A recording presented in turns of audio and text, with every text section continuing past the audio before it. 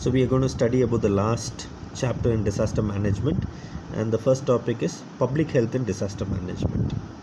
So what is public health in disaster management? Okay, public health means how the government takes care of the people during a disaster, and the public health system, how it works. Okay, so if the people who suffer from disaster have to be managed properly, then the public policy has to be correct. Okay, what is public policy? The government policy.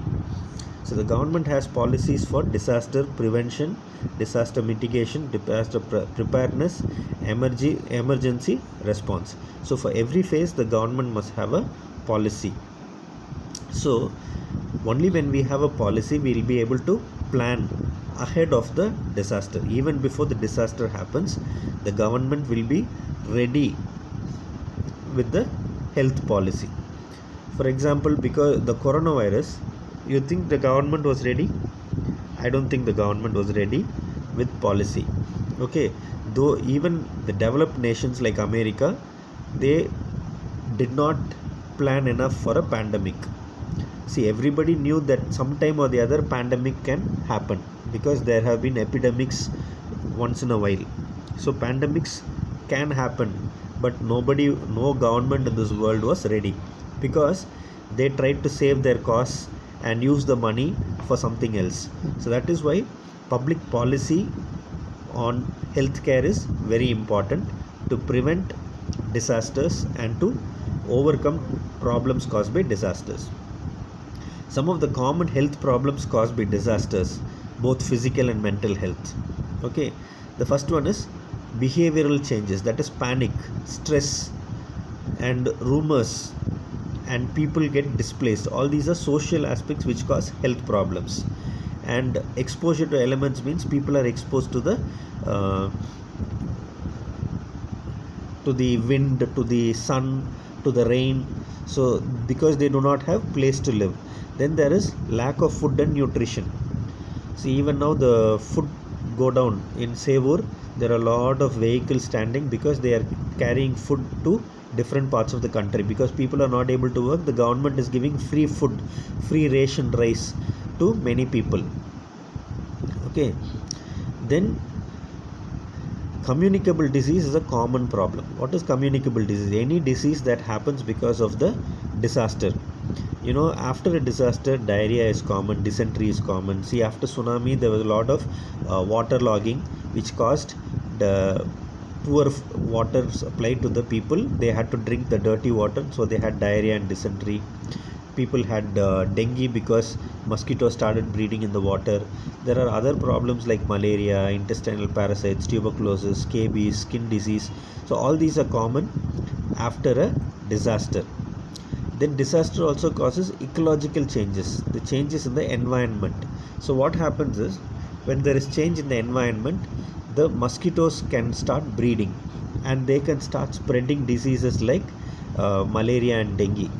There can also be other diseases like plague, typhoid, which occurs because of rat. Okay, there can also be dog bite and rabies. So these are all common after a disaster. And because of the movement of the population, see, we already studied about population moving from one place to another after every disaster. That's a common problem after every disaster. So when people move from one area to another, they increase the burden on the new area, because the new area where they go to, it may not have enough food and water supply to the new people who come from other places. So the increased burden on that area causes certain diseases because of poor nutrition to the people who have moved there. And again, diseases like whooping cough, malaria, tuberculosis can all occur because they'll be living close to each other with poor sanitation, poor hygiene. And there can also be damage to public utilities, that is, water supply is damaged because of disaster, and the sewage disposal system is damaged, so the dirty water mixes with the drinking water. So all this causes various diseases. And the most important thing is the disruption or the interruption in the public health service, the government hospitals. cannot function properly. See, even now our government hospitals are overloaded with coronavirus patients. In Lebanon, when there was a bomb blast 3 days back, what happened? Already the hospitals were overcrowded with patients, and now the people who are injured in the bomb blast are crowding the hospitals. So like that, the public health system can stop functioning, or it will be overburdened because of the disaster.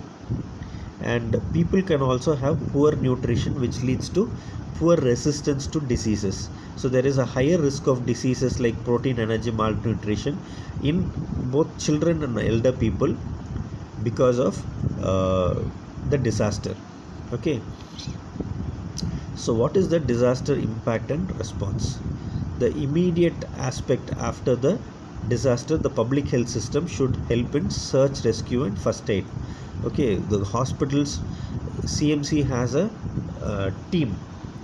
Christian Medical College Vellore has a team where when there is a disaster, they send their team and the people start helping in providing first aid, both physical first aid and psychological first aid. They give counseling to the people who are suffering from various problems, and they give also physical treatment to all the people. Okay, they help in preventing diseases, they provide health education. So all these are important immediate care after the disaster. So triage is also important. Triage means you, as the patients are coming in, finding out who is serious and sending them to the ICU. The less serious patients, they are sent to the OPD. So things like that, that is triage. And if there are a lot of dead people, then they have to be tagged. See, only in coronavirus the dead people are being disposed of just by telling the family members, but any other disaster, each of the dead person's name, age, origin, all that, diagnosis and treatment, all that has to be written, and the dead people have to be kept in the mortuary till the body is claimed. And care of the dead is very important. If the dead people are not removed from the disaster site, especially after tsunami, there were hundreds and thousands of dead bodies lying in the roads and the fields and in the water. So they had to be buried properly. Otherwise, that itself, the dead bodies will start rotting, and that can cause various diseases to the people. Okay, all this is done with the public health system. Okay, so that public health system is very important.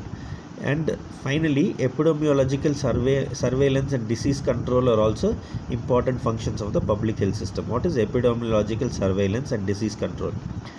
Surveillance means checking what are the problems that is present and what are the diseases that can occur, and then controlling them.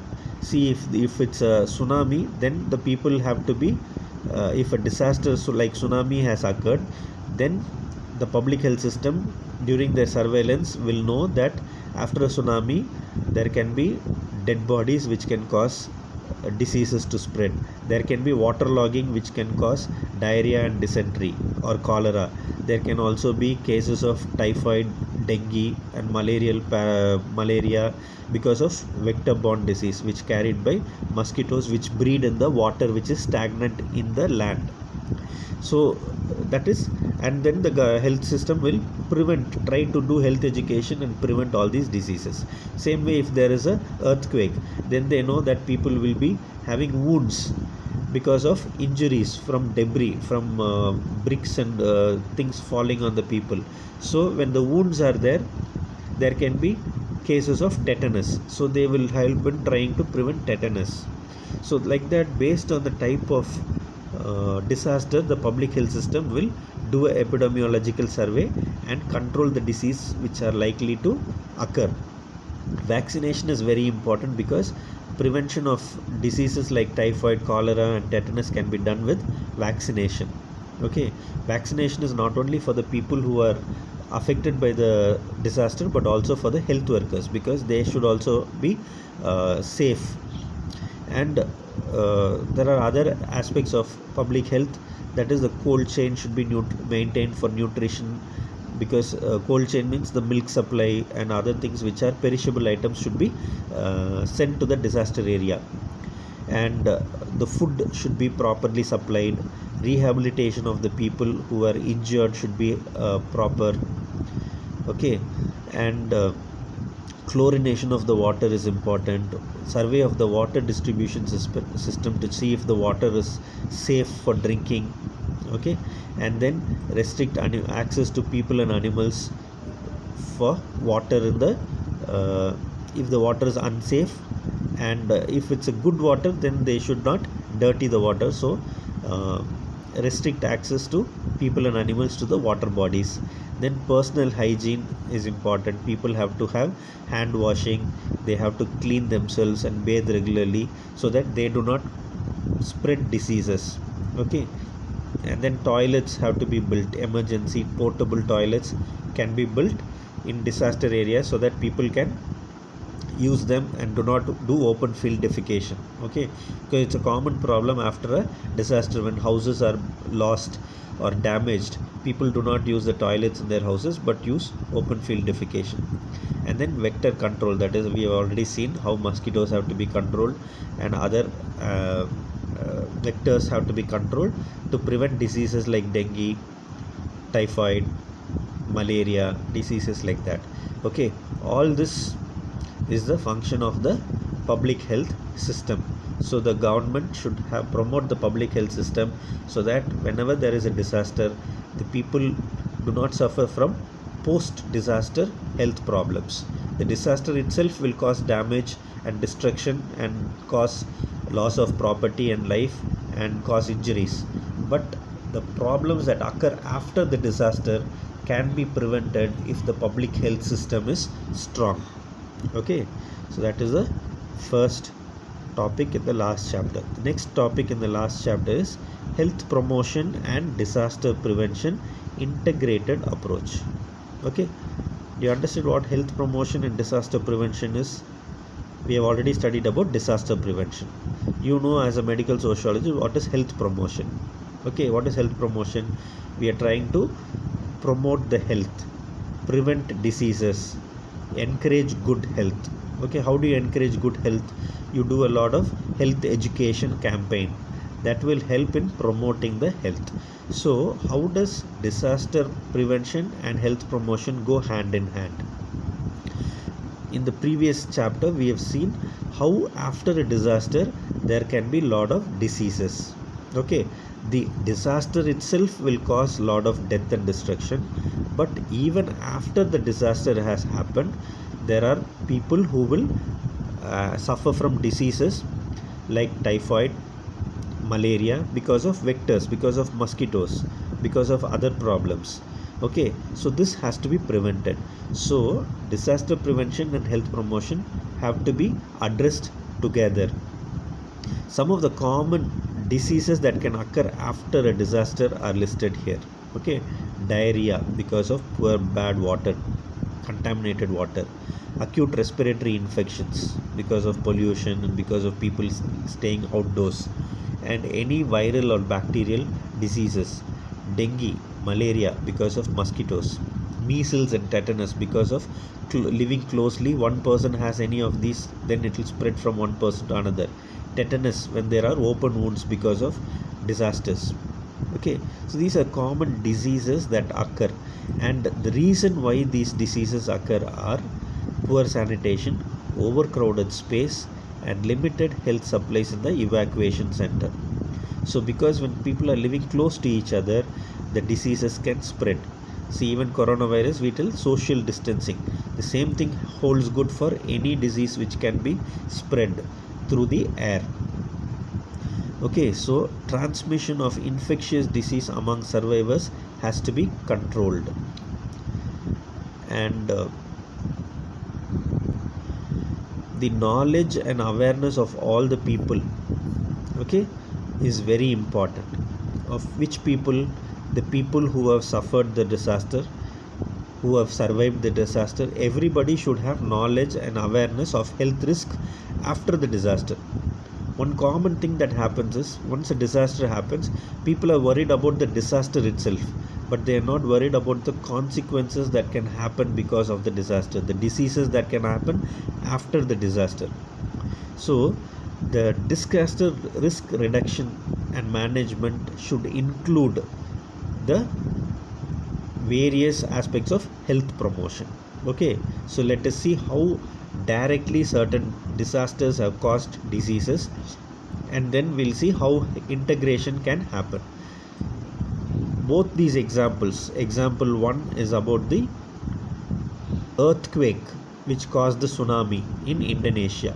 Okay, here it says that 1,70,000 people died, 6,244 people were missing, and a million people were internally displaced people. IDP means internally displaced people. They did not have houses and they had to be shifted to various places.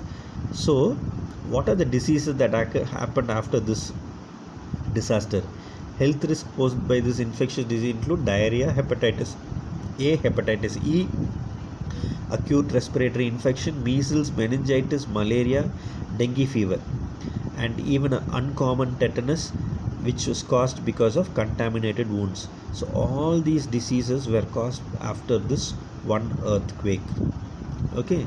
Similarly, WHO has reported that after the tsunami of 2004, there were other diseases. What are the diseases?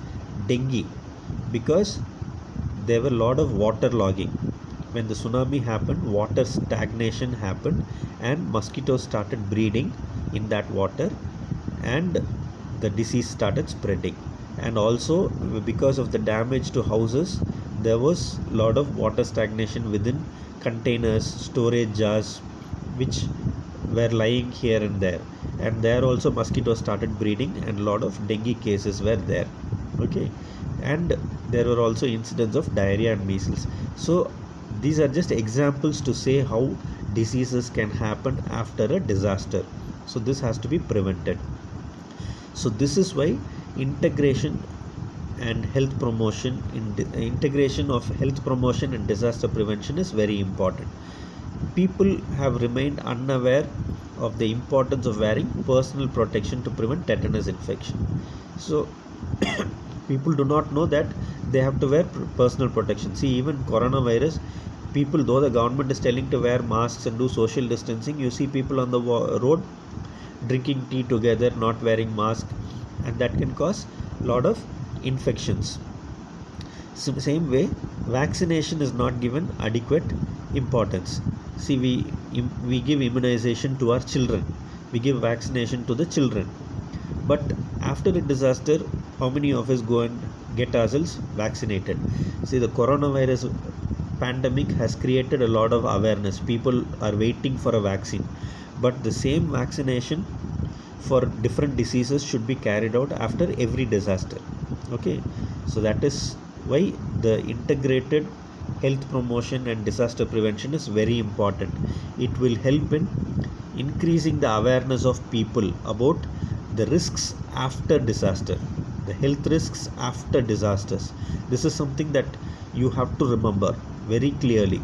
As a medical sociologist, you should know that there are a lot of health risks after disasters. People always think of the disaster and the problems that come because of the disaster, but the health risks after the disasters are equally dangerous and can cause more loss of life because of, and even more suffering and sickness after the disaster. So let us see what are the areas to integrate. The first thing is, the community should be educated about importance of maintaining hygiene and sanitation. Hygiene, sanitation. Okay, when emergency situations are there, we forget the hygiene and sanitation. We only think of the emergency situation, but this should not be there. Even in case of emergency situations, hygiene and sanitation are very important. As I already said, vaccination is important to prevent infectious disease after a disaster. Okay, vaccination against hepatitis, vaccination against flu, vaccination against typhoid, all these are available. So people have to make use of the vaccination and get injections to prevent these diseases after a disaster. Then if there are wounds, if it's a disaster like earthquake where people have open wounds, then the open wounds have to be treated immediately so that they are sterile. If they are unsterile and if they are contaminated, it can lead to tetanus infection. Tetanus can spread and it can cause death in many people. Okay, so open wounds have to be treated after disaster to prevent risk of tetanus. The next thing is use of personal protection, using personal protective equipment or PPEs. So coronavirus is one example, but it is also present, it is also important in disasters like earthquakes, where people go into the rubble to search for survivors. They have to protect themselves first. And then importance of hand washing. This is not important just because we have coronavirus now, but even otherwise during any disaster, people have to wash their hands regularly so that they prevent infection. There is a less risk of infection, less risk of diseases spreading from one person to another. So all this can be done through community awareness and school health programs, so that people are aware. Whenever we have a disaster prevention program, we have to integrate it with the health promotion activities, so that people understand that these two go together or hand in hand. Both are equally important. Okay, I hope you understood this topic. If you have any doubts, please let me know. Thank you. We have one more. The next topic is actually area of public health: community, family health and global health. So the family health I will take separate video. Community and global health, I have made already videos for your second years, which I will share it with you. You can use that. Thank you.